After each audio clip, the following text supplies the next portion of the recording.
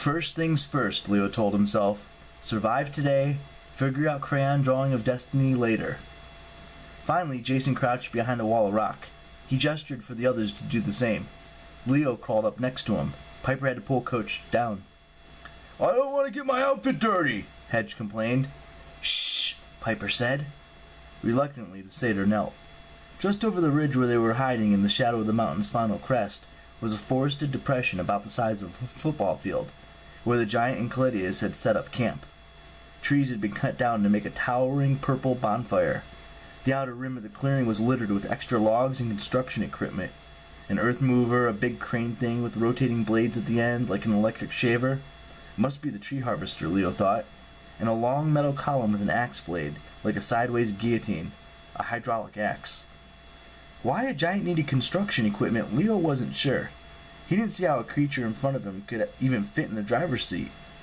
The giant Enceladus was so large, so horrible, Leo didn't want to look at him. But he was forced to focus on the monster. To start with, he was 30 feet tall, easily as tall as the treetops. Leo was sure the giant could have seen them behind the ridge, but he seemed intent on the weird purple bonfire, encircling it and chanting under his breath. From the waist up, the giant appeared to be humanoid, his muscular chest clad in bronze armor, decorated with flame designs. His arms were completely ripped. Each of his biceps was bigger than Leo's. His skin was bronze but sooty with ash.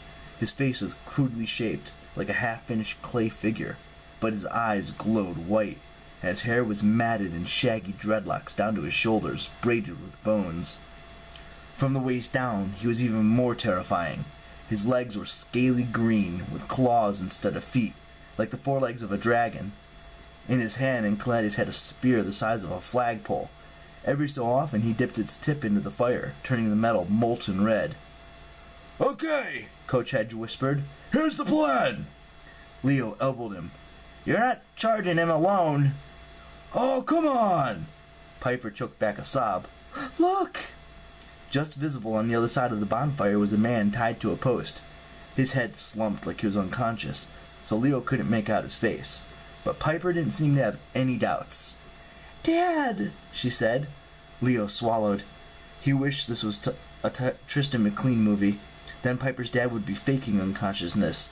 He'd untie his bonds and knock out the giant with some cleverly hidden anti-giant gas.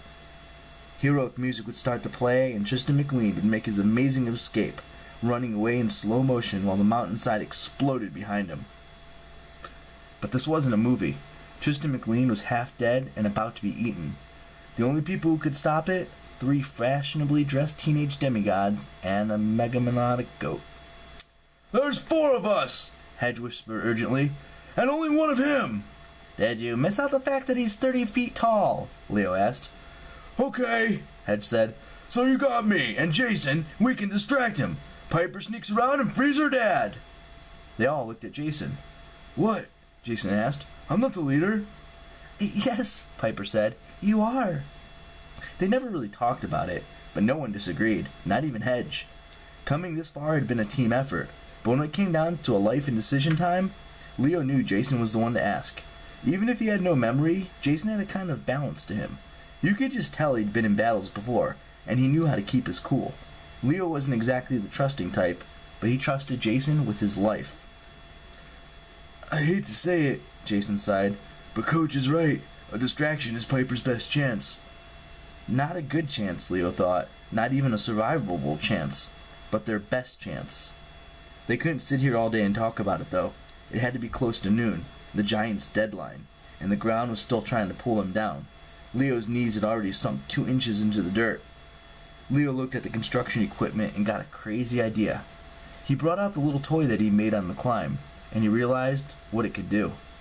If he was lucky, which he almost never was. "Let's boogie," he said, "before I come to my senses."